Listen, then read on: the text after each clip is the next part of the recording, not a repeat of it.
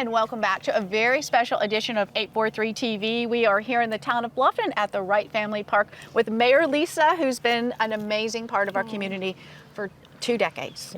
Yeah. Your term of mayor is coming to a close soon, so we thought it'd be appropriate to just talk about your time here, all the changes that have been economic, residential, commercial, and of course all the historic changes. So lots to say, but let's talk about residential. Okay. What has changed in these 2 decades that you've seen? Well, people found us via Hilton Head. Ah, yes. And as Hilton Head grew and built out, it was just moving west. So the mayor before me saw that. He saw the 20-year vision. And we have grown, but we didn't force people to move here, but people want the same kind of Southern way of life that we all have grown up to love and believe in. So yes, residential growth took off, and really even past COVID, it just exploded. Yeah. Residential goes first and then commercial comes after. So you're starting to see over the next 5 years more commercial building. We're really close to build out residentially, but now we need to worry and work on what are the needs of the people who moved here. Yeah. They brought their jobs. Yeah. We need jobs for our kids. Right. But what are the needs? And we're really working on that now with some incentives to bring primary care, veterinary, daycare is huge. We're a young town. Yeah. 37 average age. So Oh, wow. it's well, look at the schools, and I tell the retirees, you're not putting kids in those schools. So, we have a dozen schools from pre-K to Isn't it kindergarten. amazing? There's so many schools in Bluffton. We're a young town, 37. Yeah. When I was 37, I had 3 kids in middle school.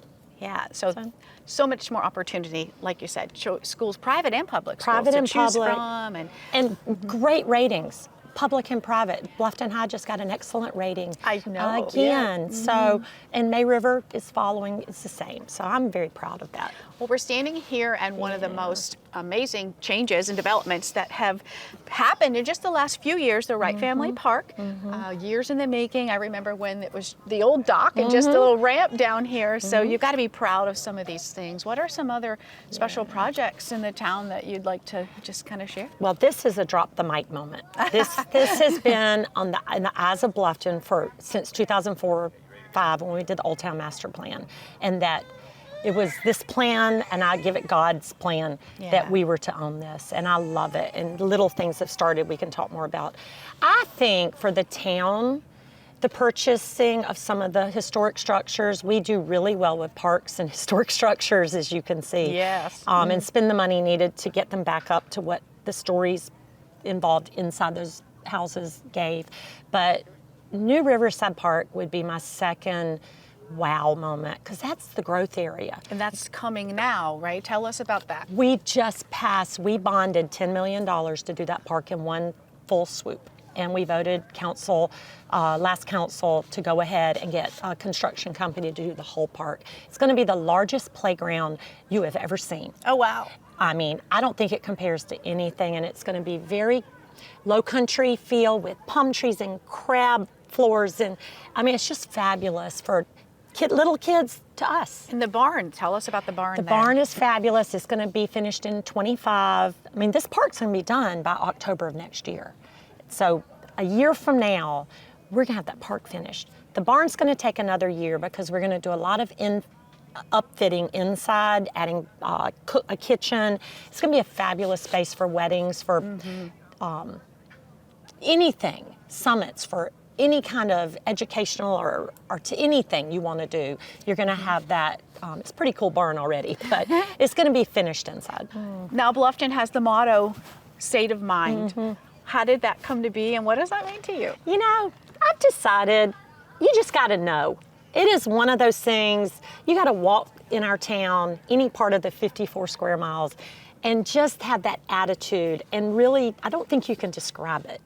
It is just that feeling you have about Bluffton and what you do. Little things like this. If this is not an example of the Bluffton state of mind. The rock perk, or whatever you call it these days. Stephen Gregor, whose kids went to school with my kids, I would have never told you he was going to be an artist. And never. He worked for Hargray when I met him.